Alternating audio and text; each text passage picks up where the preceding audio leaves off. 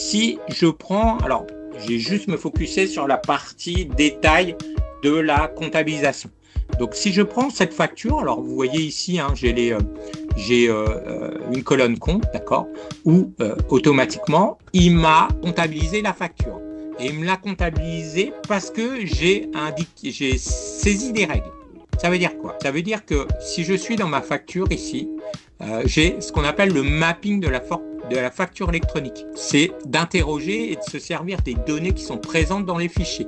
Et là, qu'est-ce que je lui dis? Je vais lui dire, alors, vous pouvez mettre des règles au niveau de l'entête, mais je focus sur la partie compta, d'accord? Donc, vous voyez, je retrouve ici mon montage bijoux, par exemple, et mes bagues en or. Et là, je lui indique que si la description de l'article contient le mot bague, dans ce cas-là, il faut me l'associer au compte 607.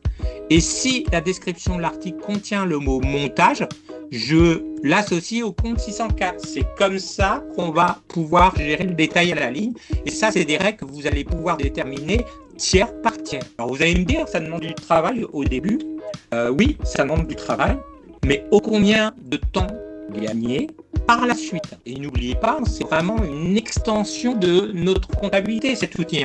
Là, je retrouve tout le plan comptable général et on peut aussi mettre des règles sur la partie analytique également pour ceux qui sont intéressés. Et je peux graduer. Par exemple, si vous, dans votre comptabilité, au niveau du montage, imaginez le montage, j'ai plusieurs comptes, montage collier, montage bijoux, j'ai un autre compte, etc.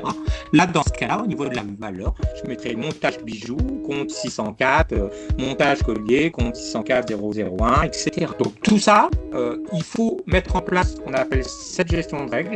Et une fois que cette mise en place est effectuée, vous allez pouvoir gérer la comptabilisation à la ligne. Si je reviens sur mes factures ici, notez qu'on a aussi dans cet outil des notions de doublons identifiés. Vous voyez, automatiquement, il vous indique qu'il y a déjà un double. Alors, j'aime à dire, il y a un triptyque, c'est-à-dire que ACS, il est capable, comme sur nos gestions commerciales ou notre comptabilité, d'accord, de récupérer en automatique les factures. Ensuite, donc, avec la mise en place de règles, il va vous les comptabiliser de manière automatique. Et ensuite, on a rajouté depuis plusieurs mois une GED, c'est-à-dire qu'il est capable de vous classer de manière automatique les documents. Imaginez le gain de productivité que vous avez.